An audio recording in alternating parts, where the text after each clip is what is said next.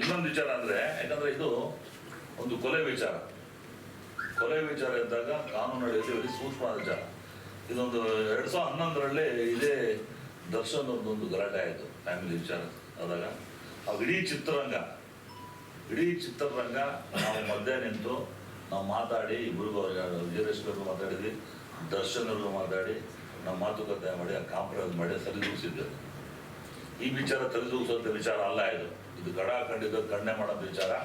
ಇದಕ್ಕೆ ಕಾನೂನು ನಡೆಯೋದ್ರಿಂದ, ಕಾನೂನ ತೊಡಗಿರೋದ್ರಿಂದ, ಕಾನೂನು ಎನ್ಕ್ವೈರಿ ಬರದೇ ಇರೋದ್ರಿಂದ ಯಾರು ನೋಡಿ, ಈಗ A1, A2, A3, A4, A5, A6 ಆಗ್ತಾರೆ.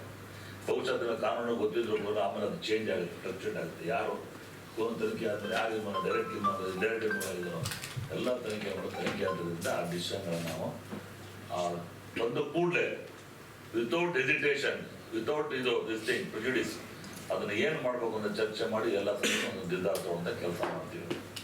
ಅದಕ್ಕೆ ನಾವು ಹೇಳೋದು, ಯಾಕೆ 2011 ಅವತ್ತು ನಾವು ಮಾಡಿದ್ದು ನಮಗೂ ಗೊತ್ತು, ತಾವು ಇದ್ದರೆ ಅವತ್ತು ನಡೆದ ಘಟನೆಗಳು ಗೊತ್ತು.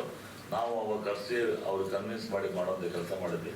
ಇವತ್ತು ನಿರ್ಮಾಪಕರು ಕೂಡ ಕೋಟ್ಯಾಂತರ ಬಂಡವಾಳಗಳು ಹಾಕಿದ್ದಾರೆ.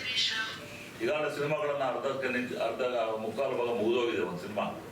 ಆ ನಿರ್ಮಾಪಕರು ಕಷ್ಟ ಏನೋ ಅವರು ಕೂರಿಸಿ ಮಾತಾಡೋಂಥ ಕೆಲಸ ಪ್ರಾಥಮಿಕ ನಾವು ಮಾಡಬೇಕು. ಆಮೇಲೆ ಅದು ಇನ್ಯಾವುದೋ ಹೊಸ ಸಿನಿಮಾಗಳು ಮಾಡುವಂಥ ನಿರ್ಮಾಪಕರು ಕೋಟ್ಯಾಂತರ ಬಂಡವಾಳ ಹಾಕಿದ್ದಾರೆ. ಅವ್ರಿಗೆ ಏನು ಮಾಡಬೇಕು ಅಂತ ತಾವು ಕೂಡ ಒಂದು ನಿರ್ಧಾರ ಯೋಚನೆ ಮಾಡ್ಬೋದು. ಆ ನಿರ್ಮಾಪಕರ ಭಾವನೆ ಏನು, ಹಣಕಾಸು ಎಲ್ಲಿಂದ ತಂದಿದ್ರು, ಹಣಕಾಸು ಅವ್ರಿಗೆ ಯಾವ ಥರ ವಿಲೇವಾರಿ ಮಾಡಬೇಕು, ಅಥವಾ ಇನ್ನೇನು ಥರ ಬೇರೆ ಥರ ಆಲ್ಟರ್ನೇಟಿವ್ ಥರ ಆಗುತ್ತೆ. ಈಗ ಇವತ್ತಿನ ಸಂದಿಗ್ಧ ಪರಿಸ್ಥಿತಿಯಲ್ಲಿ ಈ ವಿಚಾರಗಳನ್ನ ಚರ್ಚೆ ಮಾಡೋಕ್ಕೆ ಮಿನಿಮಮ್ 3-4 ತಿಂಗಳು ಅವರು ಅದರಲ್ಲಿ ಹೊರಗಡೆ ಬರೋಕ್ಕಾಗಲ್ಲ. 4-5 ತಿಂಗಳು ಹೊರಗಡೆ ಬರೋಕ್ಕಾಗತ್ತಲ್ಲ, 5 ತಿಂಗಳು ಗ್ಯಾರಂಟಿ ಯಾವ ಸಿನಿಮಾ ಚಟುವಟಿಕೆಗಳು ಮಾಡೋಕ್ಕಾಗೋದಿಲ್ಲ.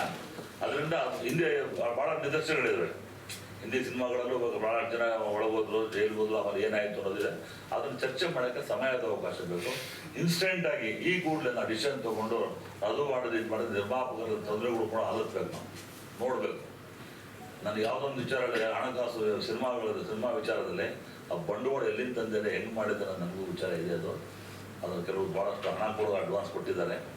ಅಂಥ ನಿರ್ಮಾಪಕರು ಕರೆಸಿ, ಕಲಾವಿದ ಸಂಘ ಕರೆಸಿ, ಆಮೇಲೆ ಕಲಾವಿದರುಗಳು ಕರೆಸಿ, ಅದು ಸಂಬಂಧಪಟ್ಟರು ಮಾತುಕತೆ ಆಡಿ ಚರ್ಚೆ ಮಾಡಿ ಖಂಡಿತ ಅವರೊಂದು ಗಟ್ಟಿಯಾದ ನಿರ್ಧಾರ ತಗೊಳ್ಬೇಕು ಅಂತ ಒಂದು ವಿಚಾರ ನಮ್ಗೆ ಬಂದಿತ್ತು.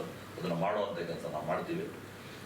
ಇಷ್ಟು ವಿಚಾರ ನಾವು ಡಿಸೈಡ್ ಮಾಡಿದ್ದೀವಿ. ನಾಳೆ ಬೆಳಗ್ಗೆ ನಾವು ಫಸ್ಟು ಅವ್ರ ಕುಟುಂಬಕ್ಕೆ ಸಾಂತ್ವನ ಮಾಡೋದು ನಮ್ಮ ಧರ್ಮ, ನಮ್ಮ ಕರ್ತವ್ಯ.